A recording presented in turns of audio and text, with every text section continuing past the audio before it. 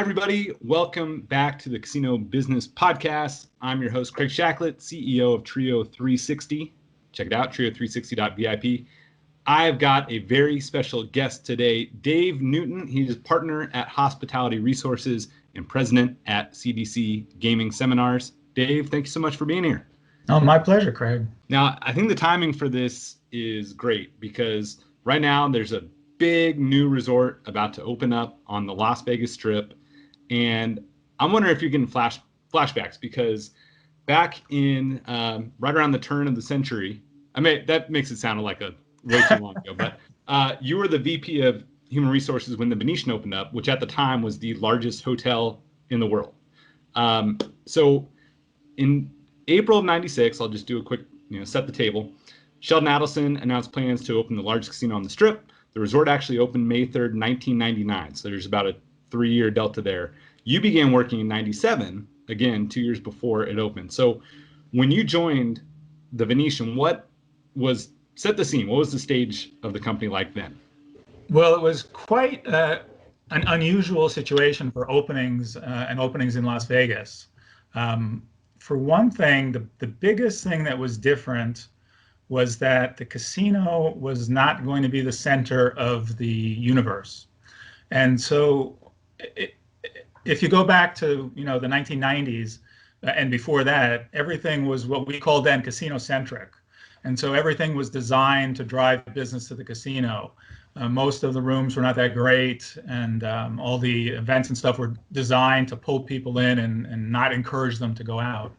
And so what Adelson's vision was quite different, and it required thinking through in a lot of different ways. But his idea was that it would be the business would not be solely about casinos, but it would be a huge amount of meetings and conventions, and then huge banquet business as well. So you had the casino business, you had the hotel rooms, and then you had the food and beverage. And every decision that was going to be made in the past would have been, what does the casino want? The casino wants it, so they get it, and everybody else is, secondary. But everything had to be calculated differently. When you have a room product and you're trading off, how much is this room going to cost? I've got a group that's coming in and paying, $180 or whatever at that time, compared to some gamblers, compared to some banquet business. So all this, revenue and profit had to be kind of the trade-offs had to be thought through, and you ended up having all this revenue management stuff. But that was part of it, but you also had to think about this organization that was going to be different. And the main reason it was going to be different, the other big deal, was that Adelson wanted to be non-union. And he was very, very strong about that. And everybody else on the Strip is union. And union is very strong here. It's very, very powerful union in Las Vegas. So for him to decide to go against that was kind of a shocking decision. But not shocking, but anyway, gutsy. Let's just say gutsy. And so that's actually why he hired me. I had opened a hotel in New York City, which is also heavily unionized as non-union. And so when they interviewed me, they said, could you do that here? And I was like, yeah. Because one of the interesting things about places where the unions are very, very strong is that they're very, very unused to organizing. So when you don't have to organize, you have no expertise in organizing. So what happened in New York was very similar to what happened here. They were, they're just used to getting everybody to go along and, forcing or coercing people into doing it by corporate campaigns and things like that. And so they really had no expertise in how to organize. So that, as it turned out, they're still non-union, and it'll be interesting to see because the company's been sold. The Venetian, the Sands has been sold, and so it'll be interesting to see if the new guys decide to go the same route. So you were brought in, Adelson, he had a vision, and it was one, obviously you mentioned the non-union, but also having a focus of non-gaming. Now at the time, was that unique to Las Vegas, or had Mirage already started to stake a claim as a convention casino, or was that a big gamble as well? Well, I wouldn't say that the Mirage had really gone that direction. No one else had. The Bellagio had just opened, and that was really the first place that had really nice rooms. I mean, the other places had rooms that were nice for the high rollers, but the standard rooms for most of the guests were not, very attractive. So it was quite a gamble. It was quite a different thing because nobody thought. Adelson's background had been with Comdex. Comdex was a computer show in Las Vegas, and everybody kind of laughed at it because they didn't gamble. It was really basically a huge like nerd fest, and they weren't gambling. But he ended up selling Comdex, and that's the money that he sold it for something like $800 million, and that's what he used to buy the Sands, and then to convert the Sands and knock it down basically, and then to build the Venetian. But it was pretty risky, and it was totally outside the box. So 1997, you're hired. Still, again, a couple years before opening. So how do you, as a VP of HR, how do you decide what roles you need to hire right away, several months or even years before opening, versus ones you're trying to time where there's as little of just kind of wasted cost as possible? Well, the key thing, I mean, obviously the leadership roles were the key things to get on board. But one of the reasons that it took so long is that every single policy, every single procedure had to be rethought.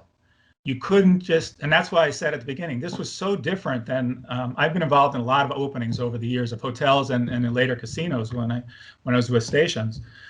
And typically what they do is they take their best people, or at least the best people who are willing to relocate, and then they take their handbook and their policy and procedure manual and they plunk them down and they change the name, and they might have a few tweaks to make, but basically it's more of a cloning situation.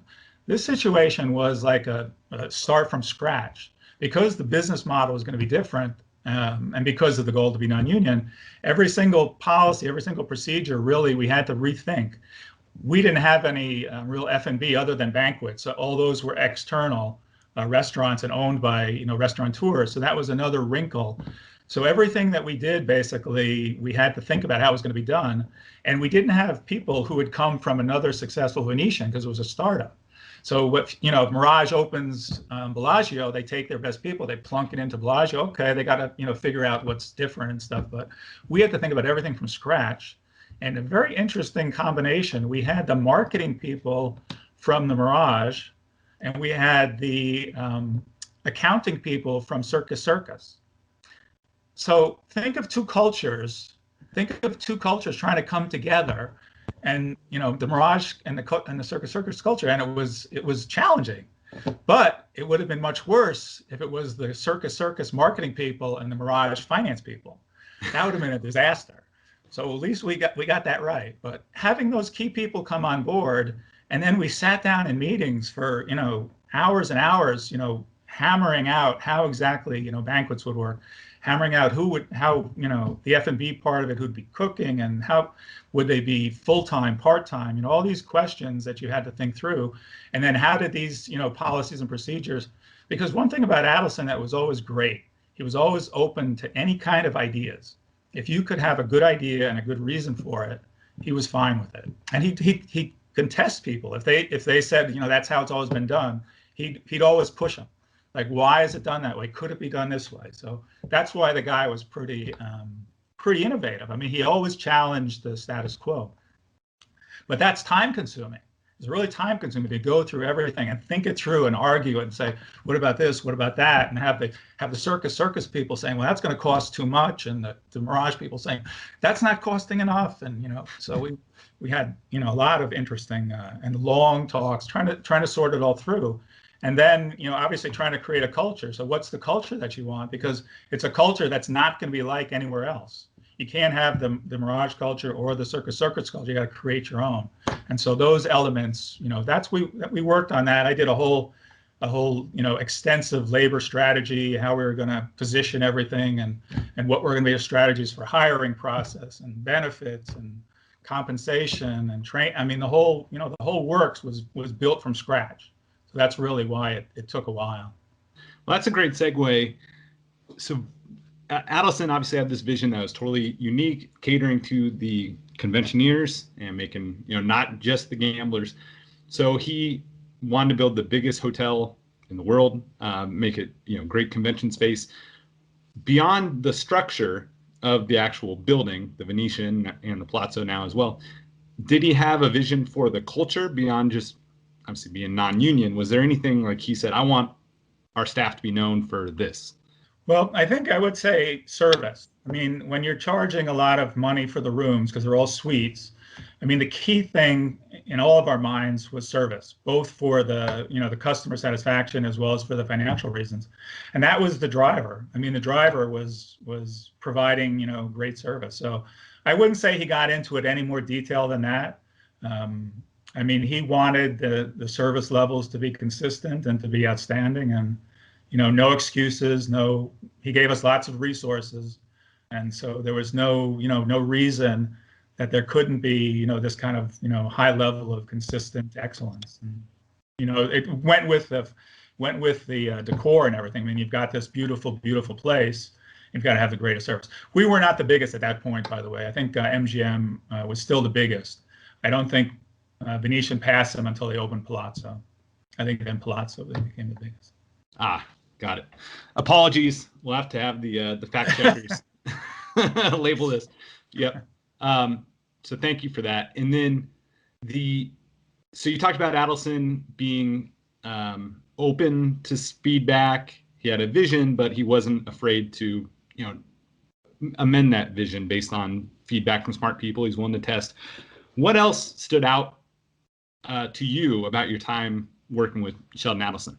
Well, I think it was just a great experience. We had, as I mentioned, we had like 50 people in human resources. We had an opportunity to really create a culture that was great for the employees.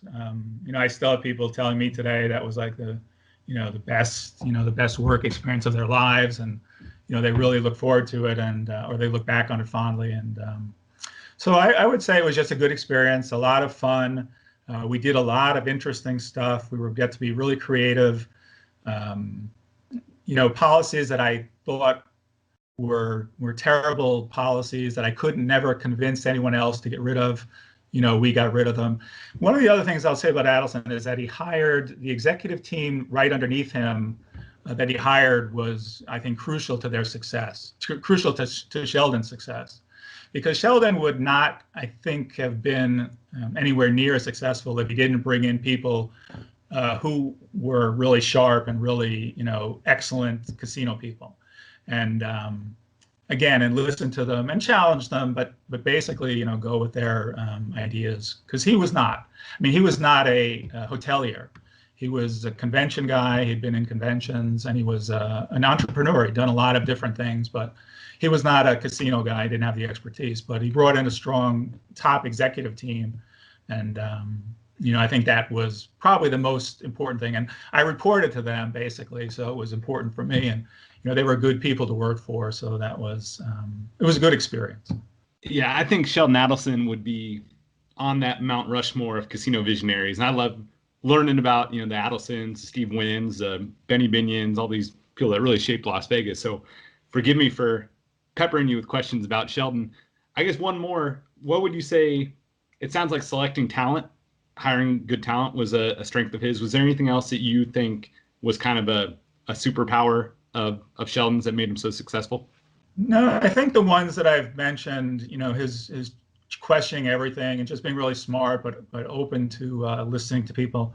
I'll tell you an interesting story that I think will give you some insight into him. He could be kind of difficult with people sometimes. And when we first had the conversations about going union, I said, going non-union, I said, well, you have to be, nice to people.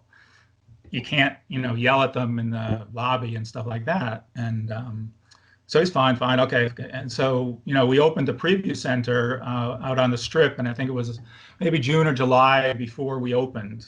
So we opened in '99. That was June or July of '98. And there was a retail establishment basically selling logo wear and stuff like that. And so one day I hear he's been really, mean, rude to one of the employees there. And they're just, $10 an hour employees selling T-shirts. And so I talked to my boss, who reported directly to him, and I said, he can't do that. If he's going to do that, we might as well not invest the effort, time, money, effort to try to be non-union. So my boss said, well, okay, but you have to tell him. So I was like, ooh. So, but I did go in and I told him, and he listened, and he said, I won't do that again, but we will never speak of this again. And like, don't ever bring it up to me again. But he was good. After that one time in 1998, I never had a single complaint from an hourly employee that he didn't treat them well. And they really liked the guy. I mean, he gave them great benefits. We had great accoutrements. We had all sorts of things, childcare. We had a team member concierge. We had team member appreciation days. We had a lot of nice stuff day to day, besides it being a good place to work. And he was good to them. They really loved the guy. And, so he learned, basically. He was, what the message is, he had a goal, and he was willing to adapt to, fit what he was trying to achieve. And so I gave the guy a lot of credit. So his reaction of "let's never speak of this again," was that more like he knew, like you tell him something once, he learns, Exactly. you have to bring it back up? Okay. Exactly. Yeah.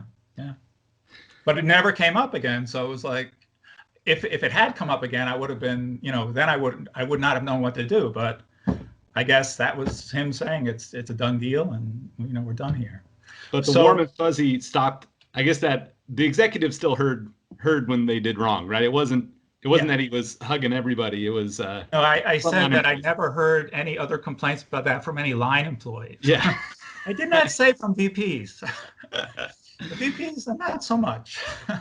No, I mean, he could be difficult, but I don't know any real people who are thinking outside the box and achieving stuff and becoming billionaires and stuff, who are not demanding. You don't get to be that way by being accommodating. Sure, you think that?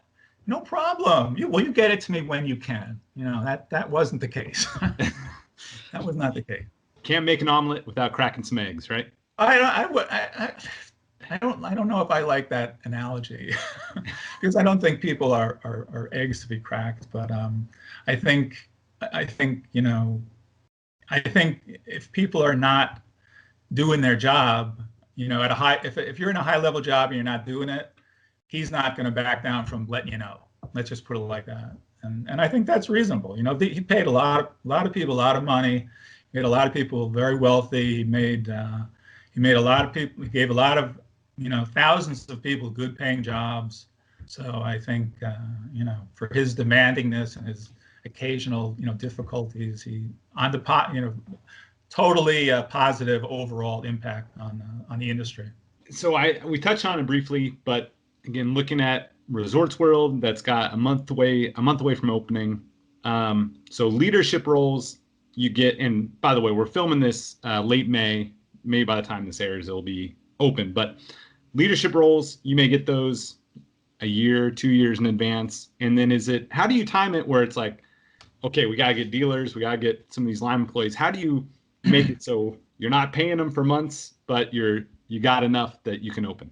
Well, we had a very elaborate hiring process, and we opened our employment center December 1st of 1998, and we opened the hotel right around May 3rd or something like that. So December, so 5 months, we hired probably about 3,500, 3,800 employees. And a couple of things that we did that were different. A bunch of things we did that were different, but we tried to make the hiring process really thorough.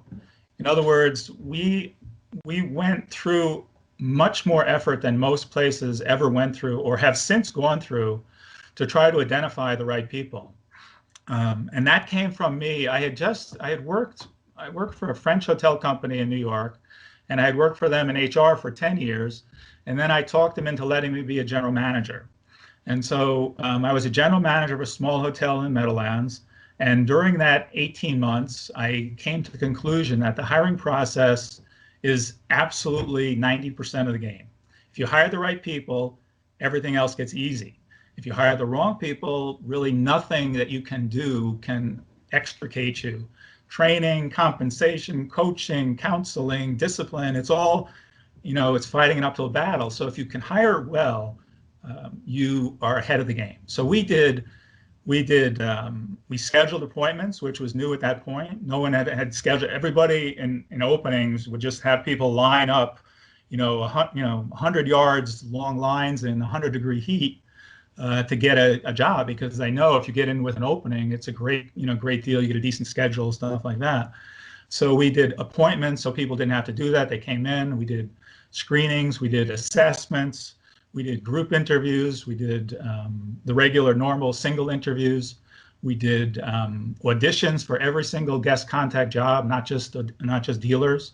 So we put people through this whole long thing so that we were pretty confident, number one, that we had good people, and then number two, that they wanted to be there. Because if they didn't really want to be there, they were not going to go through this long process. So they had to come in and make at least 3 trips in for the initial screening, the group interviews, and the one-on-one, and then the audition. So they put in some time and made a commitment. And we sold them during the process. We created a really deluxe marketing packet to give to employees that we were interested in, so that we knew that they knew we were interested, and we knew we had good people. So that was the first thing that we did, was the hiring process. But the second key thing that was different was that we told people we're not going to do layoffs, because almost all opening hotels overhire, and then they want to make sure they've got enough staff at the beginning that the people that they hired showed up. But then if business is slow, they lay them off. And so we told people, and we decided this was part of that, hiring strategy and team member relation strategy, because it's hard to get people to feel trust in the organization if you hire them away from a good job. You work them for a month or two like crazy during an opening, and then you lay them off because business is slow. I mean, that's awful. And the people who are laid off aren't going to hurt you, but the people who are left are going to have this lack of trust in you because of what you did to their friends, what you did to their coworkers. So our strategy was to tell people, listen, we don't know for sure exactly the hours. We don't know exactly the days. You may have to work 50 hours some weeks. You may have to work 30. But you guys are going to be, the people that we stick with. And so we told those people, you can't give us grief if you have to work 60 hours some weeks, because that's part of the deal. And it may be 30 hours some weeks too. So we had a challenging opening in terms of the building. It wasn't, 2 floors were open at a time. And so it wasn't open as smoothly as it would have been ideal. But we had told people that, you got to be flexible, but, you'll keep your job and we won't lay people off. And we stuck with that commitment. We didn't lay anybody off, except for, if they were poor performers. We would clean out, very quickly. If somebody was not performing, they were out. Because we just wanted to set the tone. We wanted to set the tone. It wasn't okay to do a crappy job. But we did, take good care of the people who did a good job. And I think that worked. It was not, perfect, but it was good enough. I mean, it got us through there. And, that's how I would, recommend people do it. I mean, you got to, tell people. And that's one of the challenges with a union property, because with a union property, layoffs tend to be, by seniority. So, if you don't have enough work, you might have to lay some people off so you can keep giving other people 40 hours or 35 hours because the union requires it. Not every union, but that can be the case in some unions. So the flexibility and the ability to really, tell people how you want to do it and then, meet that commitment, that's what kind of builds the trust. And, so we got through some challenging times at the beginning where, it wasn't easy. So there's a 5-month window from the opening of the hiring center to when the property opened. And would it be, you find somebody talented, you're a fit, take the job, and then they're getting paid for 40 hours? They're not getting paid until they start. They didn't get paid until they come for orientation. And you didn't start doing orientation until right before? Right before, 2 weeks before, maybe a month before. Got it. So you would give a job offer. They get a job offer. Yeah. But they may still be working across the street until. Right. Got it. Okay. That makes sense. One of the things we did that gave people a sense that they might be losing their staff was we asked them to bring a copy of their performance review, their most recent performance review when they applied. And so a lot of people were asking for their employers to give them and things like that. So they might have had a sense that their person might be applying. But we thought it was interesting, you know, I mean, it was something different. And I don't know that anyone else has ever done that before or since, but it was like, yeah, if you have a copy of your recent performance review, it'd be great if you could bring that. So after being with Venetian for 5 years, which I imagine going through that, starting from scratch, startup, that's probably like aging in dog years for HR, right? But you were with Venetian for 5 years, then you joined Hospitality Resources, where you've now been for 18 years. Tell us about Hospitality Resources. Well, as I mentioned before, that's the company that was doing the surveys, and they did a great job for me, and the nice people. And so when they said, you know, do you want to get involved in the business and phase, you know, transition to you, I was like, that's great. I mean, I did my MBA dissertation on employee surveys, and so that's how we got started. And it's been many years and many surveys down the road, and so it's been a good experience. And in the past few years, we've added assessments. So it was basically employee surveys at the beginning, and now we've started in recent years doing assessments for hiring, and the assessments can also be beneficial for coaching. And we use assessments in the hiring at the Venetian. That was one of the key things that we did. Every single applicant got an assessment. We didn't score them because back then it was all manual. So they filled out a piece of paper. It was one page sheet of paper called predictive index. And every single one did it. And if we were interested, then we scored it and scanned it and everything. And very helpful, you know, very helpful to get an idea of what people's personality is like. Because everybody looks good in an interview, almost, you know, everybody's smiling and, you know, happy to be there. And, you know, but do they fit the job? I mean, do they really, you know, do they have the profile that we're looking for in terms of outgoing and things like that? Do employee surveys and assessments, do those work for every type of position and every level in the organization, or is it mainly focused on certain areas? Well, they can be helpful in every single area, but there's a question of how much, you know, time and money do you want to invest? We at the Venetian used one that was very, you know, simple to use, and gave us, it wasn't expensive with the deal we had. It didn't take a long time. It was like 10 minutes for them to fill out the form. That was for every single employee, but for the assessments that I do now are mainly for executives, or salespeople. They take more time, but they give more information. For example, they give cognitive skills, thinking, verbal skills, math skills, which you don't really need so much for most, you know, hourly jobs. So, but I think the idea of surveys and assessments is that there's two basic things that, you know, cause organizations to succeed: the people that you bring into it, and then the culture that you create. And obviously the two are tightly interrelated. And if you're starting from scratch, the people you bring into it create the culture. But those two, if you can manage those two well, the inflow of talents and then the culture once people get there, which helps you to attract good talent, you know, those are the two key things to an organization's success in my mind. And the assessments and the surveys are what help you to manage that effectively. It gives you data that you can use to really, you know, make good decisions instead of, a lot of people think they're very smart and they can make, you know, off the cuff decisions and judge people based on, you know, a 30-minute interview. And I'm sure there's some people who can do that to a pretty good degree. And there's a lot of people who can't do it at all. Unfortunately. And there's a lot of managers and salespeople who are just really good schmoozers in interviews, and it's not that easy, you know. So the more information that you can get about people, the better decisions you can make.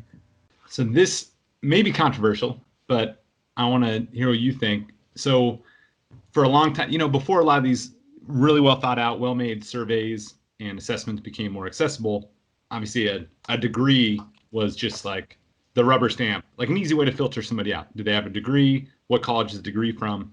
But with, you know, college costs rising, and then simultaneously assessments from companies like Hospitality Resources are becoming more and more effective. Do you think college degrees will become less important in the future? Yeah, it's a little bit outside my area of expertise, but I would say I wouldn't say it if it was a hard call. I think it's almost a no-brainer. I think that given the ridiculous cost of college education, unless somehow we get free college, which will be an interesting new thing, but considering the cost of a college education and considering how the trend is more for the need for technical skills. I mean, technical skills, computer skills, math, science, things like that. Those things can be taught in a more focused way using technology, and can be measured in a more focused way using technology. And so I think it's almost, it has to be. I mean, there's no way that you can keep, I don't think there's any way that you can keep spending, $50,000 a year for college. So $200,000, let's say, for college, for a degree that doesn't work. If you're competing with, and I see the competition is going to be coming. There's going to be companies coming that are going to train people on the skills they need to succeed in the 21st century workforce, and they're going to do it very efficiently. And they're going to do it, and they're going to qualify people. People will be tested, and they'll be qualified, and they'll come out with a certification that qualifies you to work on whatever kind of artificial intelligence or technology or physics or whatever the stuff is that we're working on. And people are going to be. I don't see how colleges avoid major reductions in the number of colleges and major changes in how they provide services. I'm with you, because I've got 3 young kids, the oldest being 7. So we're a few years away from college, but I've got friends with college age kids. And COVID, I think, opened up a lot of people's eyes, because all of a sudden they're a kid where normally they're just paying the bill. And, how's it going? Oh, great. You having fun? All right, great. But now when they're home and they're actually seeing what they're learning, and the parents are like, I'm paying $50,000 a year for this. So I think there's probably, it may be too late for this generation to make any major changes, but it may be some momentum building where more and more parents are like, why do I need to pay $50,000, put myself in debt or put my kid in debt, when there's so much information accessible on the internet, and there's great assessments where they can still get their foot in the door and start proving themselves without necessarily this college degree. Right. And if you look at leadership development programs, a lot of them will have, these hybrid models where they'll do online training a certain amount, and then they'll bring people in for a week or 2 and things like that. And, I think there's definitely, as somebody who's done a lot of webinars, a lot of training and a lot of webinars, there's definitely value to in-person events. And there's definitely value to going away to college and being independent and living on your own. And I feel bad for people who don't get to have that experience, because it's a wonderful experience. But I could see where companies are going to do having people go off for shorter periods of time. Maybe they go for a month or 2 and they get oriented, and then they come back and there's online stuff, and then they go back in for a month or 2. I mean, people are going to be creative, and smart people are going to figure out ways to do this that is so much better. And plus, you have now the interesting challenge of, you have like 96% politically liberal in colleges. And so now you're getting into questions of, it's not just, is it financially efficient, but you're also getting into questions of, there's still, roughly half the country that's, right leaning, and they may not want to send their kids to those as it becomes more and more extreme in the college political scene. Yeah, it's I mean, I got a master's degree, so I'm not, and I loved my 4 years in college, and so I'm not necessarily knocking that part of it. But at the same time, with, for example, the URComped side of our business, where we deal with a lot of high-end players, there are so many people that are super sharp, incredibly wealthy, with just a high school degree, and maybe they, you read their emails and they're dyslexic or what, like they didn't have the type of intelligence that works well in school, but they are so sharp. And then at the same time, I've met people with masters and PhDs that are just, I won't be mean, but they don't seem nearly as smart as the entrepreneur. So I'm not one. I was just going to say, I respect college degrees for sure, because it shows that they've got the stick-to-itiveness to get through it, and they've got a certain experience. But when we hire, I look at it, but it's not something that is of preeminent importance, that college degree. Well, if you look back into the origins of the American educational system, we went with a Prussian system. And this, you could very easily, I think, make the argument that the system does not, the additional education does not encourage creativity, does not encourage thinking outside the box. It doesn't, even now, it doesn't even encourage, really, in my mind, a very, logical decision-making process. I mean, I'm not an expert, so we're talking a little bit out of school. But again, if it was a close call, I wouldn't, shoot off my mouth. But it's pretty blatant, pretty blatant that a lot of kids are coming through school and they're not getting, what they need to succeed, especially in the 21st century. So, Well, you touched on seminars a minute ago, so that I think that's a good transition. Talk about in-person versus web. Obviously, in the last year and a half, you've been probably 100% web seminars. And so in 2010, you became president of CDC Gaming Seminars. And I would imagine most of our audience already on the CDC email list. It's a familiar brand. And if you're not on it, you should get on it. It's a great way to get the news about the casino industry a couple times a day. But for those of us who maybe aren't familiar with the gaming seminar piece, tell us about it. What do you guys do?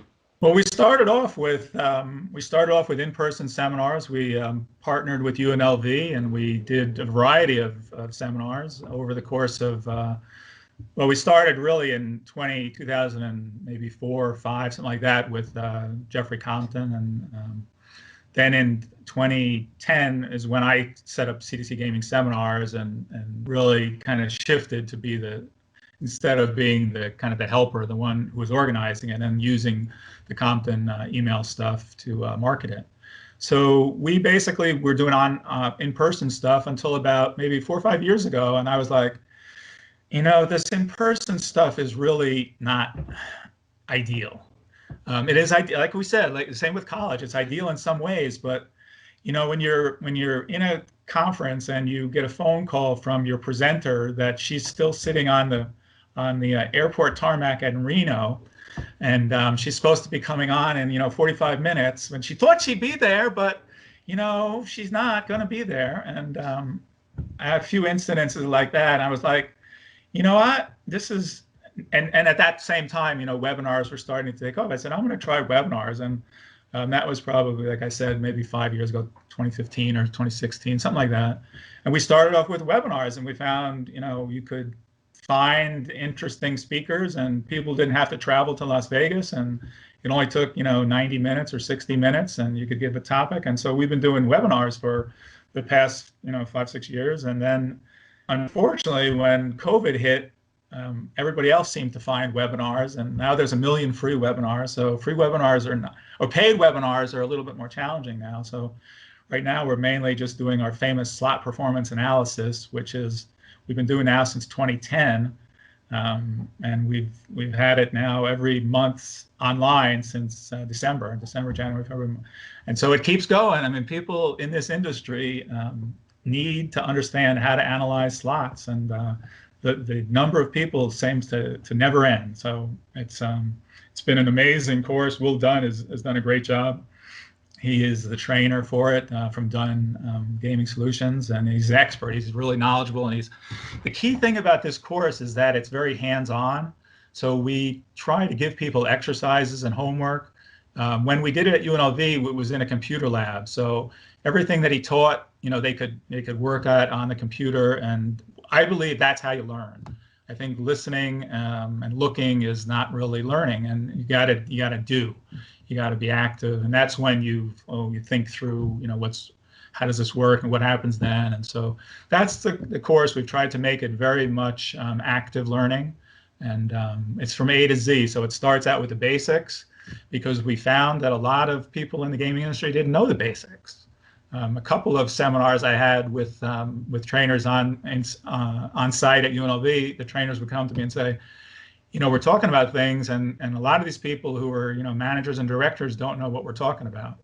There's things like theoretical win or drop or hold, these kind of terms that come up, and people don't really understand what they mean, the lingo. So we start out at the beginnings, and we take it, right through to the end, to where people are trying to actually practice how to decide, what's a good location, and is a slot machine misbehaving, or is that expected, and that all that kind of stuff we get through. But it's a very good course. A lot of people have participated over. I've lost count. I mean, it's been great from a financial point of view. It's a gold goose for me.